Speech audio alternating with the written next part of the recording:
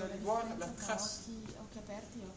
Là, tu vas juste me faire, tu vas essayer de faire un rond. Tu restes comme ça, tu regardes ou tu regardes pas, tu fais comme tu veux. Puis je veux que tu fasses un beau rond, un grand rond comme ça. Puis après, tu te remettes les yeux fermés au milieu.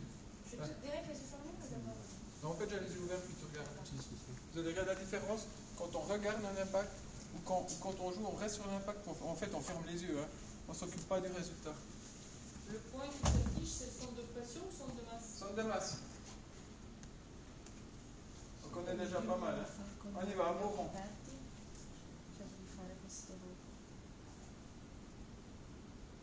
je vais regarder. Ouais. Stop. Là, t'as regardé? Non. T'as pas regardé? J'ai regardé devant moi. Ouais, mais maintenant tu refais en fermant les yeux. Tac, ferme les yeux et tu le fais. Ce qui est drôle, vas-y, continue, ferme les yeux. Voilà. Et dès qu'on ferme les yeux, qu'on est dans le mouvement, puis qu'on n'a plus la focale, on ne regarde plus l'information, on n'a plus de blocage, entre guillemets. Ou le blocage est bon parce qu'on se concentre sur les bons segments. On a beaucoup plus d'amplitude, donc beaucoup plus de relâchement aussi. Donc la tête ne parasite pas le mouvement. Et c'est ce qu'on retrouve dans tous les mouvements. Une tête qui parasite parce que vous voulez regarder le résultat tout le temps. Vous vous regardez jouer, vous regardez faire, vous regardez le résultat, vous avez peur du résultat. Et la vue, regarde la différence, si elle le regarde, elle voudra corriger ce qu'elle fait, tout le temps. Ah, je suis trop là, elle va corriger. En fait, elle ne corrige pas, elle saccade le mouvement. Mais de fermer les yeux puis de sentir la chose. Là, c'est pas mal, la latéralité, elle est claire. Je me fais une fois, une dernière fois. J'ai fait exprès de prendre un peu la meilleure, enfin, quelqu'un qui fait de l'athlétisme, quelqu'un qui connaît un peu son centre de masse. Hein. Les yeux fermés ou... Tu me refais les yeux fermés, la même chose.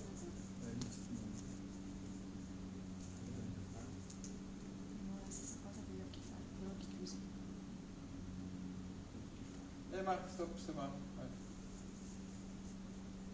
Donc, et là déjà, même si c'est pas, parce que c'est très facile, même si c'est pas tout rond, on voit qu'il y a quand même une bonne aire dans les quatre, sauf, on va dire, le point un peu plus faible, c'est ici. L'air ici, elle est plus petite, ça veut dire que la rotation elle est un peu coupée là. C'est-à-dire que le bassin, à un moment donné, derrière avec l'appui, elle ne le prend pas bien en postural, puis elle le coupe un tout petit peu pour revenir. Puis ça nous montre une des latéralités. Tandis que de l'autre côté, elle n'a pas peur d'aller sur la jambe droite et puis de prendre plus d'amplitude. Donc là, au niveau des chaînes, on peut déjà, même sans faire l'analyse de départ, on peut déjà voir que, en fait, la phase 3, quand tu te situes dans le cadran, la phase 3, dans le cadran bas à gauche, tu auras tendance à couper la trajectoire. Et maintenant, ça ne change pas si on part dans l'autre sens? Alors voilà, maintenant pour latéralité, on fait dans un sens, après on fait dans l'autre, après on les couple. Puis on regarde par rapport au sens de rotation, comme on est droite ou gaucher, on a des sens de rotation, on va voir, tu dois le faire après. Si elle compense dans l'autre, ben, le problème il ne se situe plus ici au niveau des ischions là, il va se situer au niveau du bassin. On y va, regarde. C'est fermé? Ouais. Non, ferme direct. Toi.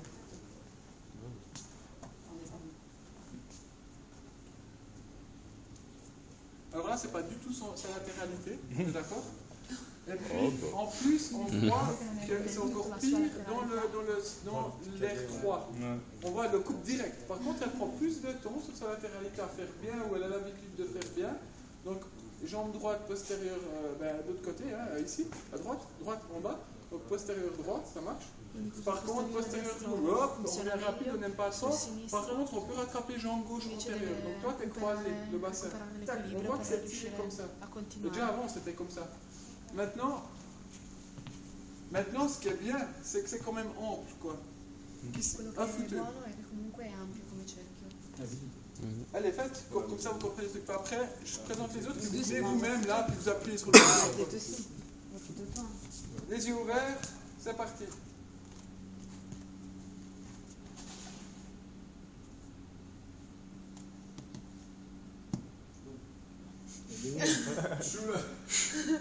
Pas mal. Bah, t'as gagné.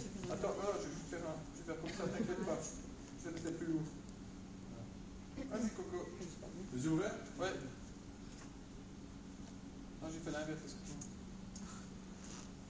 C'est parti.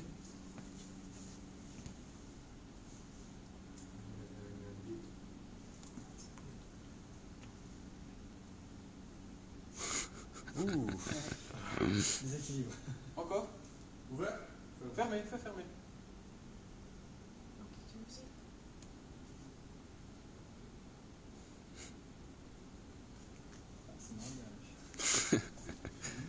Bon, la mise à part qu'on n'a pas, en gros, on va faire 5 fois à gauche, à droite, dans les deux sens, on va pas faire ça, on va perdre du temps. En vrai, je veux dire, on va passer. Mais là, voilà, là c'est inverse. Là, on a un problème de motricité. Ici, hein, au niveau du bassin, parce qu'il coupe chaque fois, il rattrape chaque fois le rond. Par contre, dans la portion 4, il la coupe. C'est-à-dire, quand il arrive ici, il va venir rapidement comme ça. Tac. Il ne va pas se laisser aller en ischio-droite. Et ça, c'est ce qu'on retrouve en gros, soit une déformation comme ça, soit une déformation comme ça. Au niveau du latéral du corps, on y retrouve chaque fois. Quelqu'un qui est très symétrique, c'est super rare. Des nageurs, on arrive à avoir qui sont un petit peu plus fins à cause du bassin. Il y a des danseurs et compagnie, voilà. Mais après, dans les sports co ou comme ça, c'est flagrant. Donc en fait, avec un truc comme ça, une Wii, avec un logiciel gratuit sur Mac, hein, tu tapes Darwin, tu le télécharges. Tu peux utiliser toutes les manettes, tous les gadgets Nintendo, et les capteurs sont largement suffisants pour faire des choses bien. Mais ça ne te coûte pas 20 000 francs une plateforme, quoi. Et la fréquence, c'est jusqu'à 250 Hz, c'est énorme. Hein. Même en analyse, tu mets 50 ou 100, t'en fous. Hein. Donc je veux dire, ça remplit toutes les...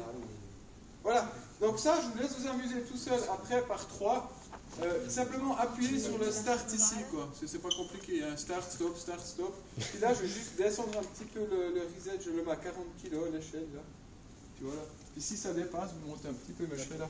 Maintenant, ici, c'est surtout pour les footballeurs, la chose qui va coincer.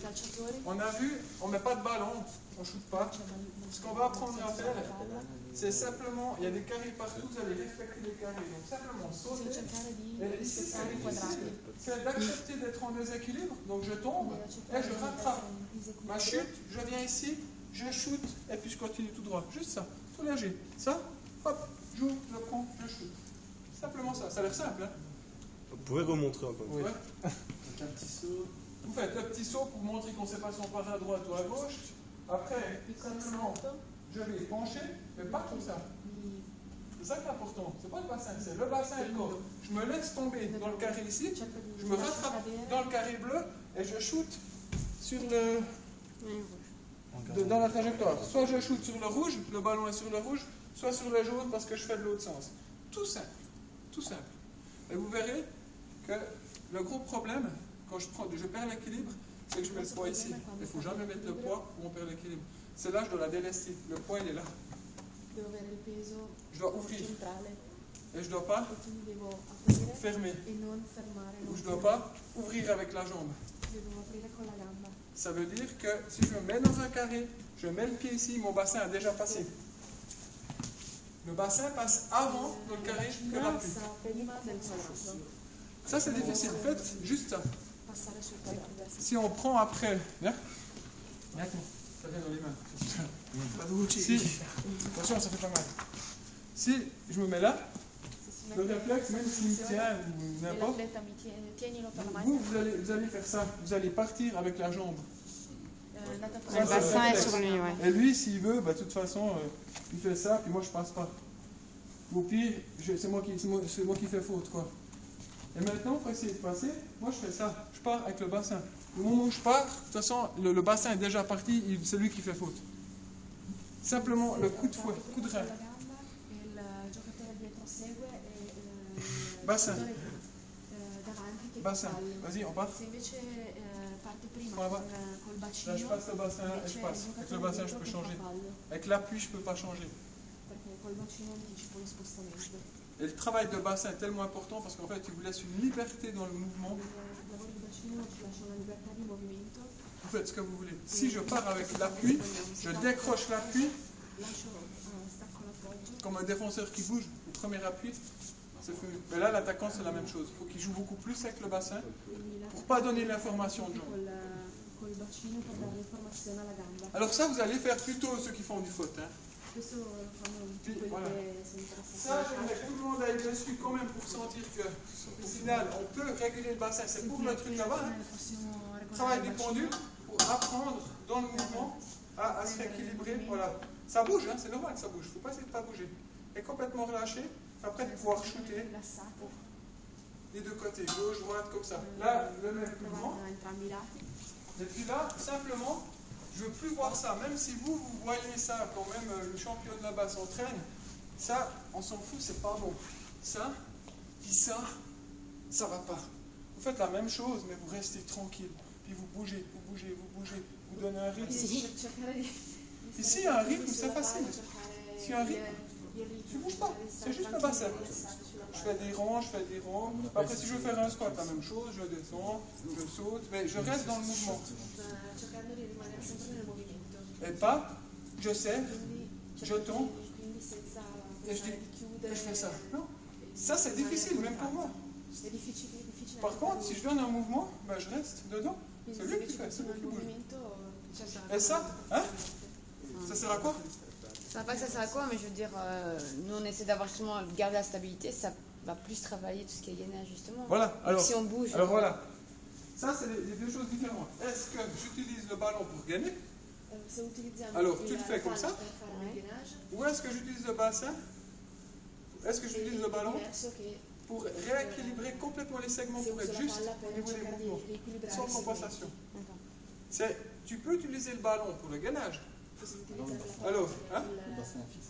Alors tu fous ton bassin, tes points fixes, tu ne bouges plus, puis tu dis ok, je travaille, je fais du renforcement de cheville, je prends, je ne bouge pas, là, puis je fais ça,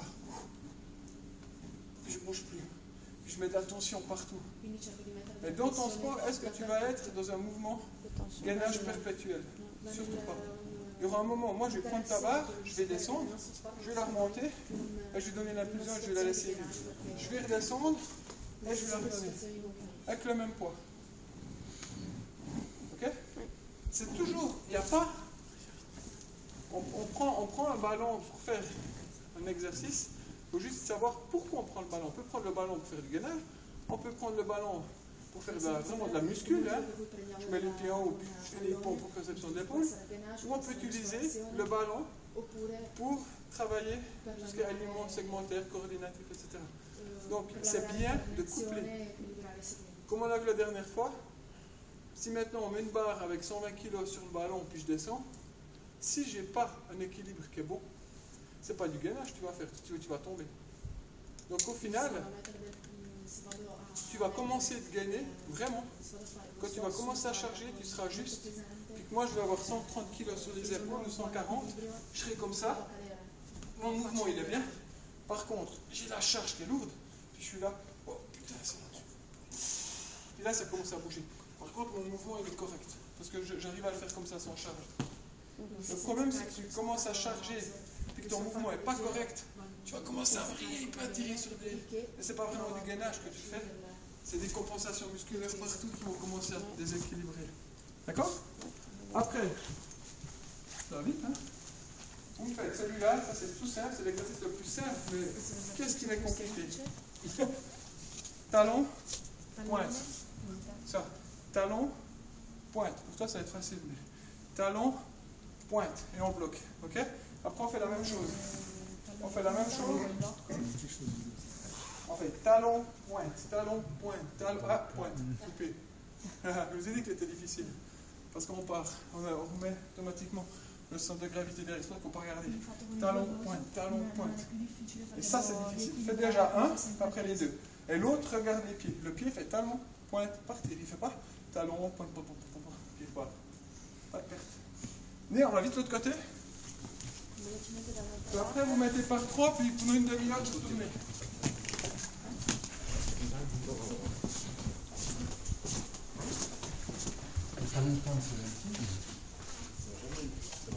Non. C'est pas loin avec ses points. Alors, on va plutôt commencer par celui-là.